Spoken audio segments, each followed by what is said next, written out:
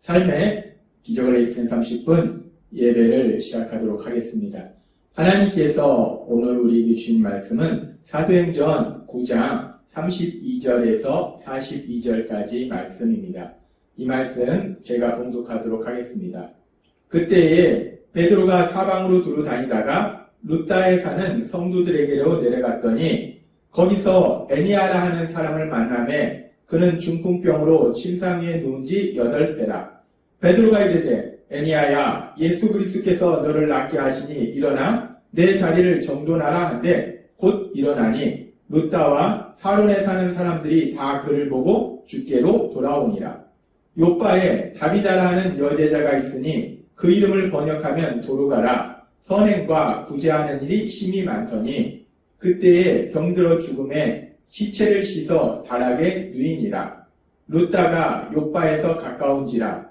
제자들이 베드로가 거기 있음을 듣고 두 사람을 보내어 지체 말고 와달라고 간청하여 베드로가 일어나 그들과 함께 가서 이르매 그들이 데리고 다락방에 올라가니 모든 과부가 베드로 곁에 서서 울며 도르가가 그들과 함께 있을 때에 지은 속옷과 겉옷을 다 내보이거늘 베드로가 사람을 다 내보내고 무릎을 꿇고 기도하고 돌이켜 시체를 향하여 이르되 다비다야 일어나라 하니 그가 눈을 떠 베드로를 보고 일어나 앉는지라.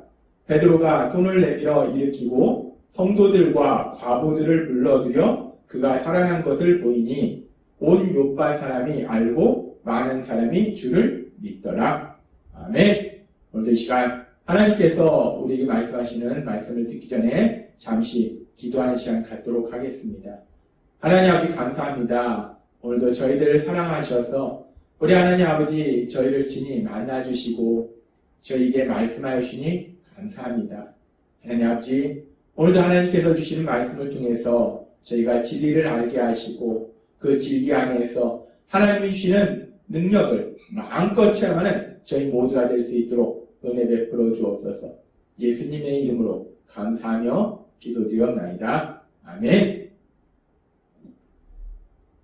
베드로 사도는 예루살렘에서만 복음을 전하다가 이제 예루살렘 교회가 핍박한 이후로 많은 사람들이 주변 지역으로 흩어지고 그러면서 주변에 많은 곳에서 예수님을 믿는 그런 역사들이 일어나고 그래서 요한 사도와 함께 사마리아에 내려와서 예수님 믿는 사람들을 위해서 기도하고 그 이후에 오늘 말씀처럼 이제 그 주변 지역을 돌아다니면서 복음을 전합니다.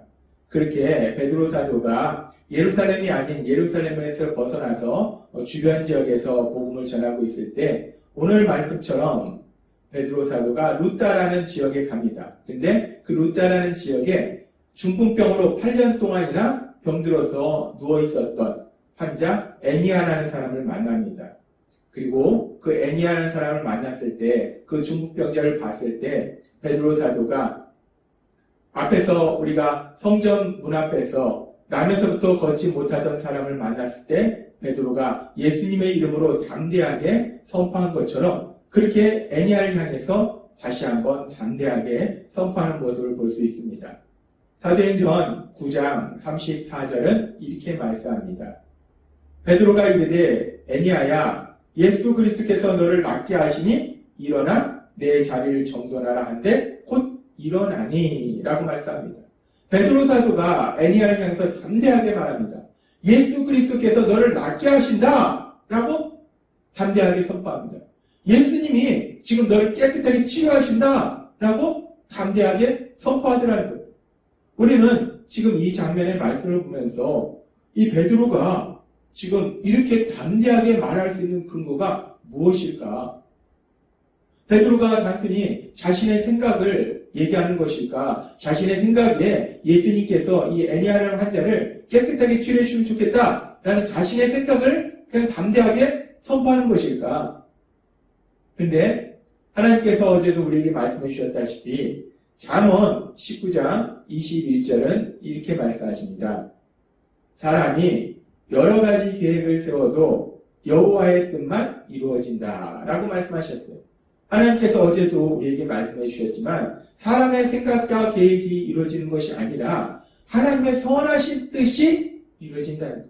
베드로가 자신의 생각으로 에니야가 치료됐으면 좋겠다라고 생각한다고 치료되는 것이 아니라 그것이 하나님의 선하신 뜻이어야지 에니야가 치료된다는 거예요. 따라서 지금 상황에서 베드로가 어떻게 이렇게 담대하게 예수 그리스도께서 너를 낫게 하신다라고 선포할 수 있었을까? 우리가 이 말씀을 묵상해 볼 때 이 모든 상황 속에서 오순절날 임하신 성령님, 그 성령님의 강력하신 역사하심이 베드로와 함께 했을 것이다 라고 우리는 생각할 수 있습니다. 성령님이 베드로 안에서 역사하셔서 베드로에게 하나님이신 예수님, 그 예수님께서 하신 말씀들을 기억하게 하셨을 거예요. 예수님께서는 마가복음 16장에서 말씀하실 때 병든 자에게, 예수님을 믿는 사람들에게는 이런 표적이 따른다 라고 말씀하시고 병든 자에게 손을 얹은 즉 나으리라 라고 말씀하셨어요. 즉 예수님을 믿는 사람들은 병자를 치유하는 표적을 행할 수도 있다라고 말씀하셨어요. 그렇게 병자를 치유하는 표적을 행할 수도 있는데, 기적을 행할 수도 있는데, 근데 그 기적을 어떻게 행하는가? 예수님께서는 또 베드로에게 말씀하시기를, 또 우리에게도 말씀하시기를 요한복음 14장 13절에서 이렇게 말씀하셨습니다. 너희가 내 이름으로 무엇을 구하든지 내가 행하리니 이는 아버지로 하여금 아들로 말미암아 영광을 받으시게 하려 함이라 라고 말씀하셨어요. 베드로가 8년 동안이나 중풍병으로 누워있는 애니아라는 이 사람을 만났을 때 베드로 안에 있는 성령님께서 예수님께서 하셨던 말씀을 기억나게 하셨을 거예요. 예수님을 믿는 사람은 병든 자를 치유할 수 있다. 그리고 또한 그 과정 속에 예수님의 이름으로 구하면 하나님 예수님께서 능력을 행하신다. 기적이 일어난다. 라는 말씀이 생각났을 거예요. 그래서 베드로는 그 하나님이신 예수님, 그 예수님의 말씀을 믿었기 때문에 그 믿음으로 순종했어요. 그래서 예수님의 이름으로 구한 겁니다. 예수께서 너를 낫게 하신다. 라고 선포했습니다. 그렇게 베드로가 예수님의 말씀을 기억하고 그 예수님의 말씀을 믿음으로 순종해서 담대하게 선포했을 때 우리가 오늘 읽은 말씀처럼 8년 동안 중풍병으로 누워있던 그 환자가 깨끗하게 치료된 놀라운 기적이 일어납니다. 하나님이 행하신 그 기적이 일어납니다. 너무나 신나는 장면이에요.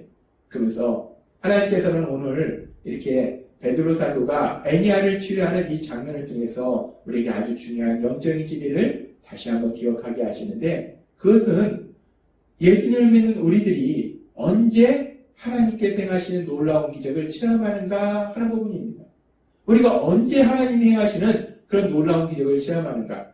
지금 베드로가 이렇게 놀라운 기적을 체험하는 장면을 보면 하나님 예수님의 말씀이 있었고 하나님의 말씀이 있었고 그 말씀에 대한 베드로의 믿음이 있었어요. 그리고 그 믿음에 순종이 있었습니다. 그렇게 하나님의 말씀이 있고 사람의 믿음이 있고 믿음의 순종이 있으니까 결국 하나님의 행하신 놀라운 기적이 일어나더라는 겁니다. 그렇습니다. 우리가 언제 기적을 체험하는가? 하나님의 말씀이 있고 그 말씀을 믿고 믿음대로 순종할 때 하나님의 행하신 놀라운 기적을 체험한다는 거예요.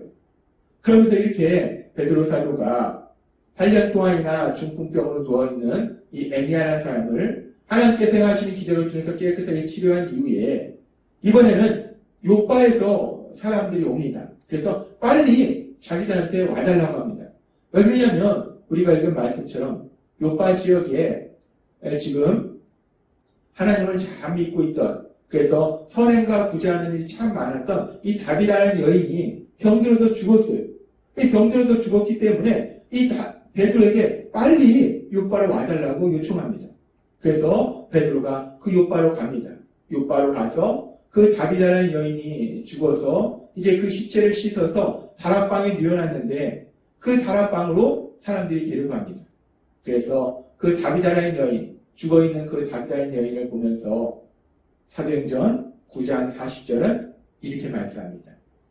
베드로가 사람을 다 내보내고 무릎을 꿇고 기도하고 돌이켜 시체를 향하여 이르되 다비다야 일어나라 하니 그가 눈을 떠 베드로를 보고 일어나 앉는지라 라고 말씀합니다. 사도행전 3장에서는 나면서부터 걷지 못하던 자를 예수님의 이름으로 깨끗하게 치료하는 기적을 체험한 베드로, 그리고 조금 전에는 8년 동안이나 중풍병으로 앓아누웠던 애니아라는 사람을 또 예수님의 이름으로 깨끗하게 치료하는 기적을 체험한 베드로. 그 베드로가 이번에는 단순히 병자를 치료하는 것이 아니라 죽어있는 다리가, 죽어있는 사람을 다시 살리기 위해서 간절히 기도합니다. 지금 여기 보면 베드로가 무릎을 꿇고 기도하는 장면이 나와요. 이 무릎을 꿇고 기도한다는 것은 베드로가 간절한 거예요. 이 병자를 치료하는 것도 아니고 죽어있는 사람을 살리는 것. 이건 정말 놀라운 기적입니다. 그렇기 때문에 베드로가 간절한 거예요. 하나님 앞에 예수님의 이름으로 간절히 기도한 겁니다. 하나님, 다비다를 살려주옵소서. 하나님, 다비다를 살려주옵소서. 베드로가 간절히 기도한 겁니다. 그렇게 간절히 기도하고 기도한 이후에 베드로가 그 시체를 향해서, 죽어서 누워있는 시체예요. 그 시체를 향해서 베드로가 담대하게 선포합니다.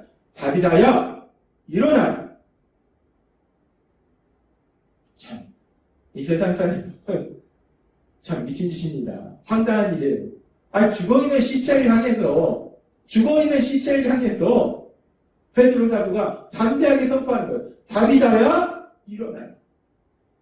잠자는 사람을 향해서 얘기하는 것처럼, 그렇게 살아있는 사람을 향해서 얘기하는 것처럼 그렇게 베드로가 말하더라는 거예요. 다비다야, 일어나라. 죽어있는 시체를 향해서. 우리는 이 장면을 통해서 참 황당한데, 베드로 사도가 어떻게 이렇게 담대하게 죽어있는 사람을 향해서, 마치 살아있는 사람을 향해서 말하는 것처럼 다비다야, 일어나라 라고 말할 수 있었을까? 우리가 이 부분을 묵상해보면 베드로가 예수님과 함께 할 때 예수님께서 베드로 사도에게, 그리고 우리에게 주신 말씀이 있어요. 마가복음 11장 24절 말씀. 그러므로 내가 너에게 말하노니 무엇이든지 기도하고 구하는 것은 받은 줄로 믿으라. 그리하면 너희에게 그대로 되리라. 아멘. 하나님 예수님께서 베드로 사도에게, 그리고 또 우리들에게 말씀하셨어요. 무엇이든지 기도하고 구하는 것은, 하나님의 뜻에 맞게 하나님 뜻대로 기도하고 구하는 것은 받은 줄로 믿으라. 하나님의 뜻에 따라서 기도했다면 이미 그것은 아직 내 눈에는 전혀 아무런 일도 일어나지 않았어요. 그럼에도 불구하고 이미 그것은 이루어진 것이다 라고 믿으라는 겁니다. 그래서 베드로는 지금 이 상황 속에서 간절히 기도했어요. 다비다를 살려달라고 간절히 기도했지만 아직 다비다가 살아난 건 아닙니다. 다비다는 여전히 죽어있는 시체로 누워있다는 거예요. 그런데 베드로는 간절히 기도했기 때문에 받은 줄로 믿은 거예요. 그래서 이미 하나님이 그 일을 이루어주신 것으로 생각한 겁니다. 그래서 다비다가 살아있다고 상상한 거예요. 다비다가 죽어있는 것이 아니라 이미 하나님이 이루셨으니까 다비다는 살아있다라고 상상한 겁니다. 그래서 지금 베드로 사도는 담대하게 선포하는 거예요. 살아있는 사람을 향해서 자기의 믿음 안에서는 다비다는 살아있기 때문에 다비다야, 일어나라 라고 선포하더라는 거예요. 그렇게 베드로 사도가 믿음으로 담대하게 선포하니까 죽었던 다비다가 살아나는 놀라운 기적이 일어납니다. 오늘 하나님께서는 사도행전 9장 32절에서 42절의 말씀을 통해서 하나님께서 사랑하시는 주의 종 베드로 사도를 통해서 행하시는 두 가지 놀라운 기적에 대해서 말씀해 주십니다. 그래서 이 두 가지 놀라운 기적을 볼 때 이 두 가지 놀라운 기적 속에서 공통적인 것이 무엇이냐? 그것은 하나님의 말씀이 있었고 그 하나님의 말씀에 대한 베드로의 믿음이 있었고 그 믿음의 순종이 더해지니까 하나님께서 행하신 놀라운 기적이 일어나더라는 거예요. 하나님의 기적이 일어납니다. 그렇습니다. 우리가 믿는 하나님은 송구 영신 예배 때도 말씀해 주신 것처럼 우리보다 조금 더 능력이 있으신 분이 아닙니다. 우리가 믿는 하나님은 모든 것을 아실 뿐만 아니라 모든 것을 할 수 있는 전능하신 하나님이시라는 거예요. 우리가 믿는 하나님은 아무것도 없는 상태에서 이 세상을 만드신 능력의 하나님이시라는 거예요. 우리가 믿는 하나님은 죽은 자도 살리시는 능력의 하나님이시라는 거예요. 그렇게 우리가 믿는 하나님이 능력의 하나님이시기 때문에 우리가 믿는 하나님은 하나님을 믿는 우리의 삶 속에서 기적을 행하신다는 겁니다. 그런데 하나님을 믿음으로 하나님의 사랑을 받는 아들과 딸로서 살아가는 우리들이 언제 그렇게 하나님께서 행하시는 그 놀라운 기적을 체험하는가? 하나님은 오늘 사도행전 9장의 말씀을 통해서 우리에게 다시 한번 말씀하실 때 하나님의 말씀이 있고 우리가 그 말씀을 들음으로 인해서 우리가 그 말씀을 믿을 때 그래서 믿음으로 순종할 때 하나님께서 행하신 놀라운 기적을 체험한다 라고 말씀하신다는 것입니다. 오늘 하나님께서 우리에게 주신 말씀처럼 우리가 하나님의 말씀을 듣고 그 말씀을 믿음으로 순종할 때 그래서 전능하신 하나님, 모든 것을 할 수 있는 하나님, 그 하나님이 하신 그 놀라운 기적들을 풍성하게 체험하고 그 하나님의 영광을 이 땅 가운데 나타내시는 여러분이 되시길 주님의 이름으로 축원합니다. 기도하겠습니다. 하나님 아버지 감사합니다. 오늘도 저희를 사랑하셔서 우리가 언제 기적을 체험하게 되는지 하나님께서 언제 기적을 행하시는지를 저에게 다시 한번 분명하게 말씀하시니 감사합니다. 하나님의 말씀이 있고 그 말씀을 우리가 들음으로 그 하나님의 말씀을 믿을 때 그래서 믿음으로 순종할 때 하나님께서 기적을 행하신다 말씀하셨사오니 날마다의 삶 속에 하나님의 말씀을 듣게 하시고 그래서 그 하나님의 말씀을 믿게 하시고 믿음으로 순종함으로 인해서 하나님의 하신 그 놀라운 역사들을 풍성하게 체험하는 저희 모두가 될 수 있도록 은혜 베풀어 주옵소서. 예수님의 이름으로 감사하며 기도드리옵나이다. 아멘. 이 시간도 하나님께서 우리에게 주신 말씀을 묵상하면서 조용히 기도하는 시간 갖도록 하겠습니다.